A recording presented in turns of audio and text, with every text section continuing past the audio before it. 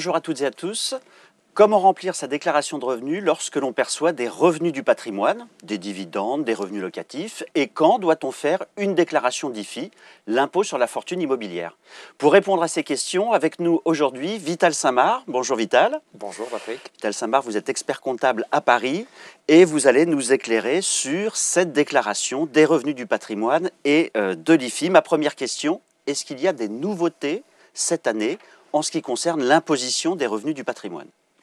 Par rapport à l'an dernier, on peut dire que non, il n'y a pas de nouveauté, mais il faut rappeler que l'an dernier, il y a une nouveauté que l'on retrouve cette année, c'est pour toutes les personnes qui ont été contraintes d'abandonner des loyers. Dans ces cas-là, il y a une spécificité pour cet abandon de loyer Dû à la crise Covid. D'accord. Très bien. Si on commence par les revenus immobiliers, une première question, on va parler de dividendes. J'ai perçu des dividendes en 2021. Est-ce que je dois les porter sur ma déclaration de revenus, les déclarer? Ils ont déjà supporté l'impôt, la flat tax. Voilà. Est-ce que je dois les déclarer? Alors en effet, ils ont déjà supporté l'impôt à la source, la flat tax, mais on peut considérer dans certaines situations qu'il est plus intéressant non pas de soumettre ces dividendes à la flat tax, mais de les soumettre au barème progressif de l'imposition sur les revenus. Dans ces cas-là, si j'opte pour l'imposition au barème progressif, je devrais donc mentionner cette option dans ma déclaration d'imposition sur le revenu, dans la case 2. 2, c'est pour les revenus capitaux mobiliers, OP comme option. Très bien.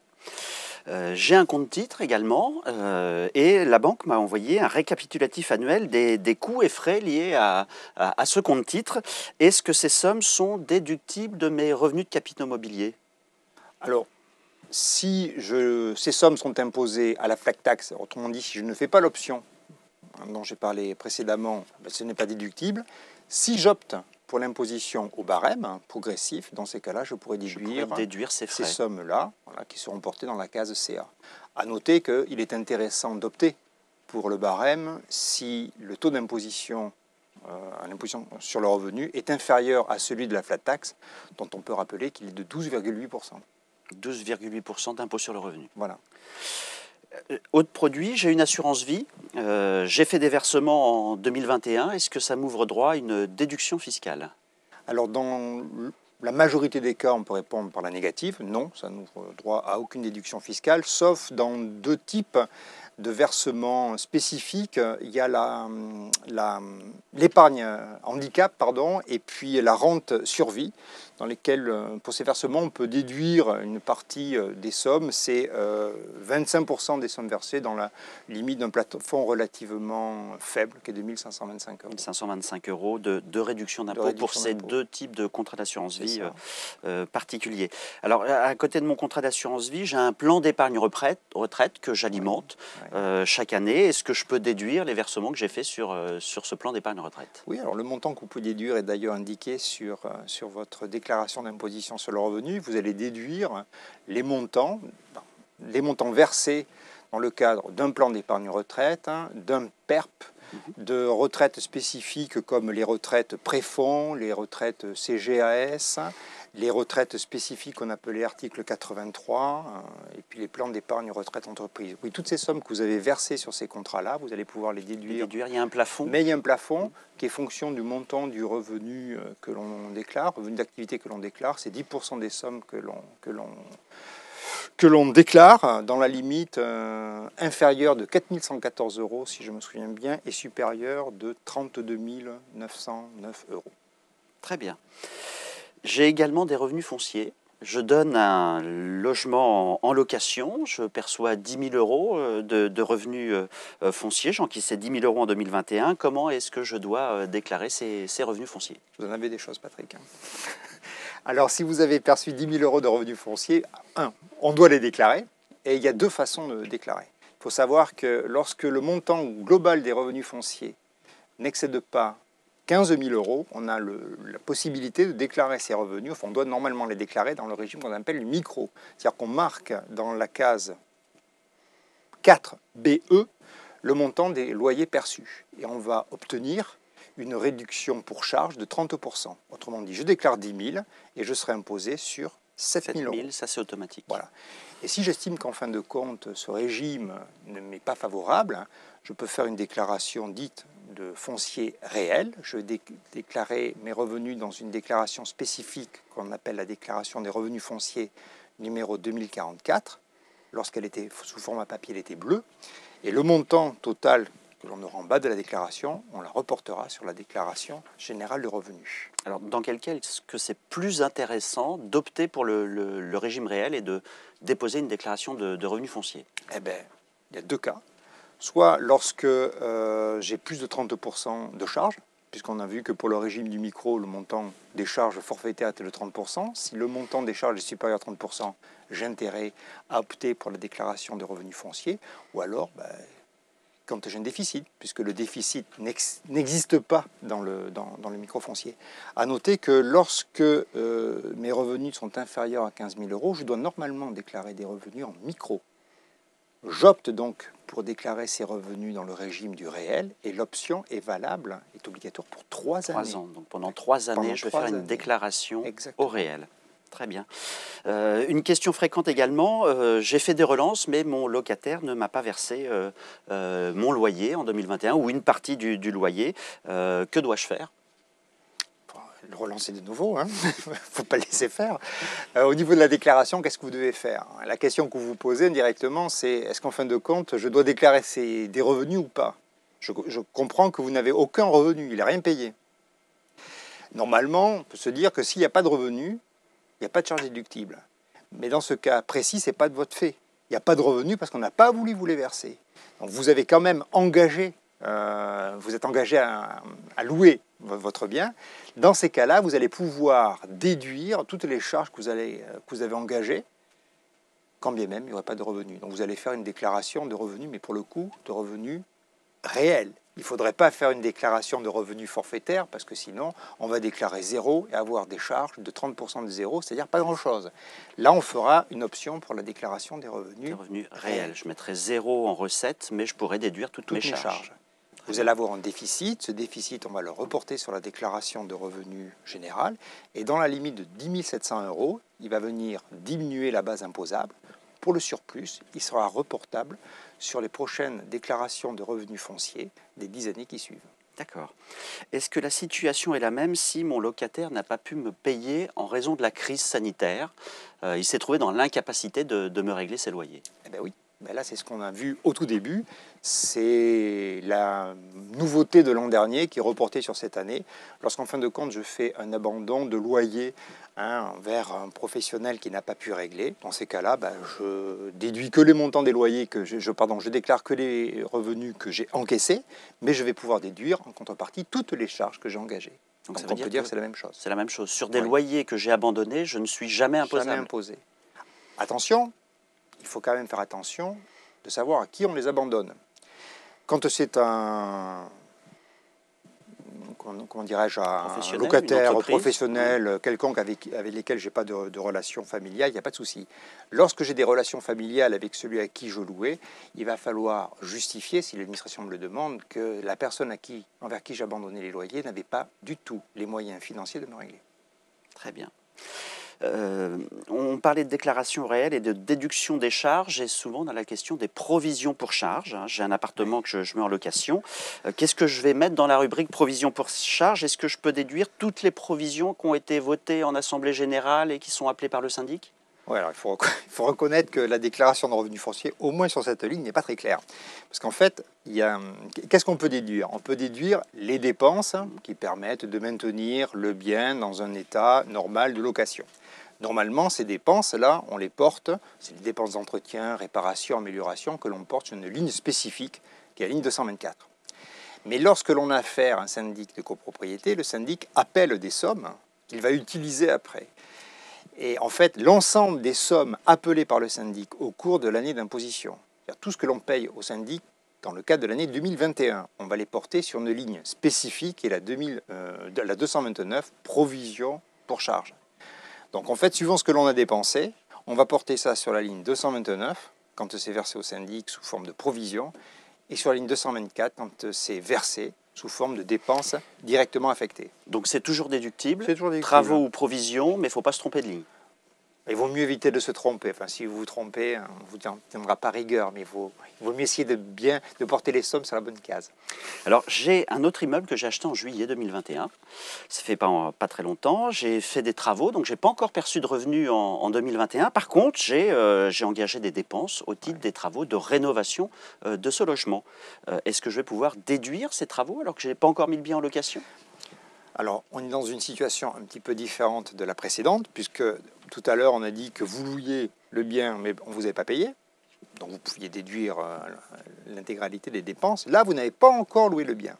Pour autant, vous vous engagez indirectement à le louer, puisque vous avez fait des dépenses dans le but de louer le bien. Or, ce qu'il faut avoir en tête, c'est que on peut déduire les dépenses qui permettent d'acquérir et conserver le revenu.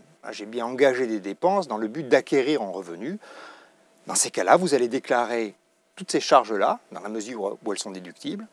Dans la déclaration réelle, vous allez dégager un déficit que vous allez reporter sur votre revenu global. À noter qu'il faudra quand même mettre le bien en location dans les 3 années. Ou tout au moins chercher à le mettre en location, c'est-à-dire mettre une annonce dans une agence. Alors, question complémentaire, j'ai un appartement, il est vide, je n'ai pas trouvé de locataire. Ben, c'est pareil. Vous avez cherché un locataire parce que vous avez passé une annonce dans une agence, dans un journal spécifique, et vous n'avez pas trouvé de locataire. Ce n'est pas de votre fait, on peut l'espérer.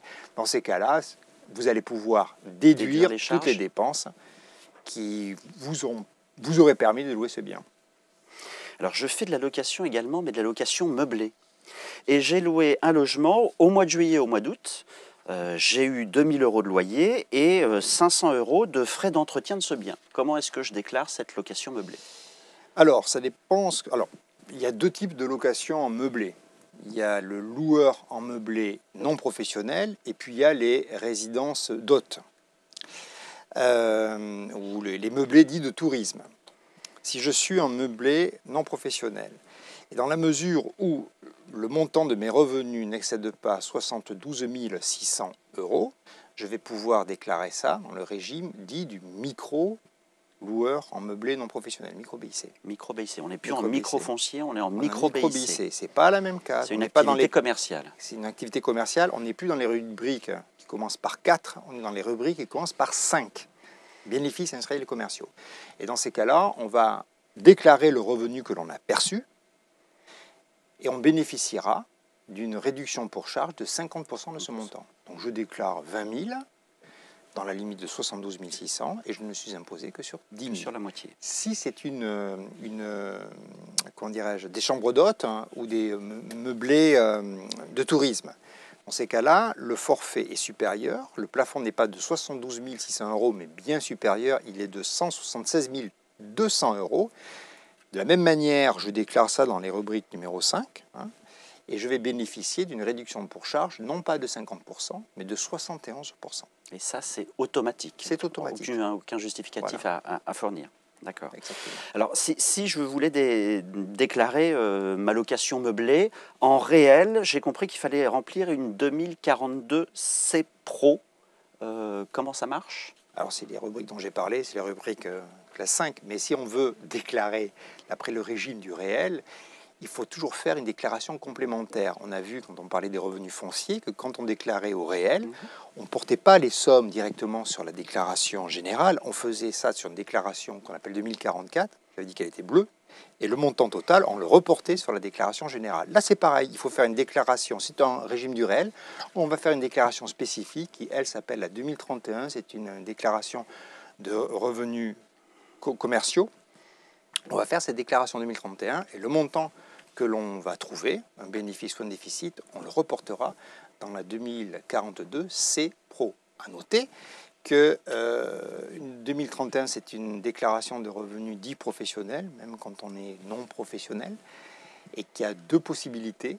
Soit j'ai adhéré à un centre de gestion agréé, soit je n'ai pas adhéré à un centre de gestion agréé. Il faut savoir que quand j'adhère à un centre de gestion agréé, je déclare le revenu que j'ai dégagé, et quand je n'ai pas adhéré à un centre de gestion agréé, je vais être imposé sur un revenu supérieur. D'accord ? D'accord. Et il vaut mieux se rapprocher d'un professionnel pour faire ces déclarations qui sont quand même spécifiques. Qui sont complexes. Ça suppose qu'il y ait un bilan, un compte de résultats, c'est un petit peu plus spécifique qu'une simple déclaration, comme on a vu tout à l'heure, de revenus fonciers.